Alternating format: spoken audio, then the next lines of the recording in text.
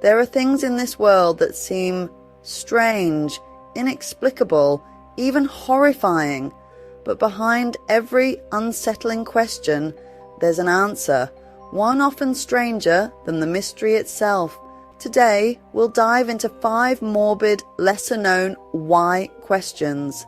And trust me, these answers are not for the faint of heart. Viewer discretion is advised. While most corpses turn pale or blue due to oxygen loss, some bodies take on a strikingly pink or reddish tone. This is not due to health or liveliness, but to chemical reactions inside the body after death. 3 primary causes explain this unsettling phenomenon: carbon monoxide poisoning. Cherry red skin is a hallmark sign of CO poisoning.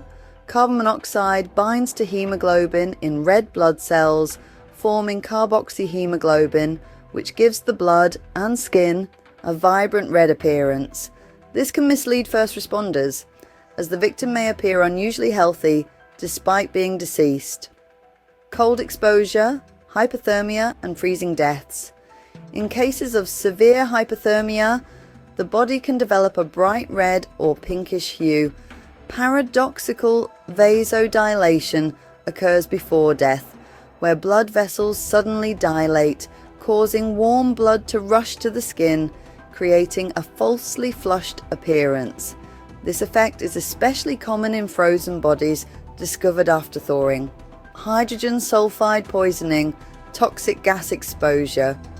Another rare cause is exposure to hydrogen sulfide, a toxic gas found in sewers, industrial accidents, and volcanic areas. The body may develop a red-purple hue, mistaken for carbon monoxide poisoning, but caused by sulfide binding to blood cells.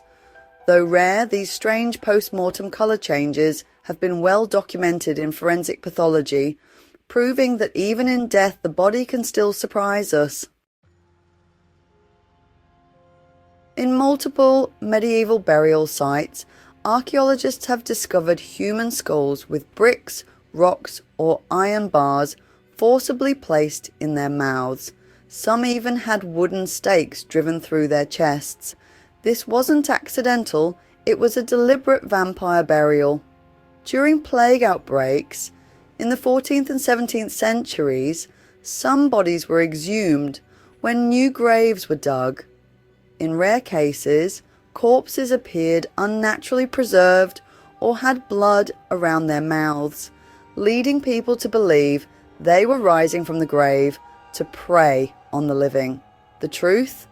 The blood was actually purge fluid, a natural part of decomposition that leaks from the nose and mouth, but at the time, fear of vampires led to extreme precautions. A brick jammed in the mouth was meant to prevent the corpse from chewing through its burial shroud and feeding. Iron stakes or nails through the chest were believed to pin the body to the ground.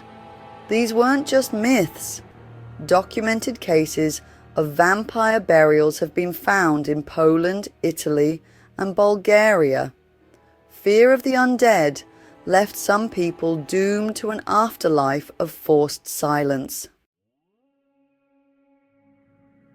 It sounds like something out of a horror movie, but coffins can rupture due to internal gas buildup, particularly in sealed vaults or above-ground crypts. 1. Decomposition gases. As bacteria break down a corpse, they produce methane, hydrogen sulfide, ammonia, and carbon dioxide. 2. Sealed coffins. If a coffin is airtight, as many modern ones are, these gases have nowhere to go and start to build pressure inside the casket. 3. Rupture or leakage. If enough pressure builds up, the coffin lid may buckle, crack, or even be forced open. In places like New Orleans, where above-ground crypts act like ovens in the summer, decomposition speeds up, increasing gas production. Some crypts have been found with cracked lids, or coffins pushed slightly open. In 19th century Europe, some lead-lined coffins burst when stored in crypts without ventilation. Pressure release valves are now installed in some modern caskets to prevent this from happening. While coffins don't explode in a Hollywood-style eruption, ruptures, leaks, and even small structural failures due to gas buildup are medically and historically verified. Many Egyptian and South American mummies were found with wide open mouths, leading to chilling legends of the screaming dead, but the truth is a mix of natural processes and cultural practices. 1. Natural jaw relaxation. After death, soft tissues shrink and decay, causing the jaw to slacken and the mouth to open. If the body wasn't bound or positioned carefully, gravity alone could cause this effect. 2. Religious rituals. In ancient Egypt, the opening of the mouth ceremony was performed on the dead to ensure they could eat, drink, and breathe in the afterlife. While this didn't always leave mummies with open mouths, some were deliberately positioned this way as part of spiritual preparations. Despite the eerie appearance, there's no strong evidence that open mouth burials were meant to silence spirits or prevent hauntings, though the sight of a gaping mummy certainly invites ghostly speculation. The practice of trepanation, or drilling a hole into the skull, is one of the oldest known forms of surgery, dating back over 7,000 years. 1.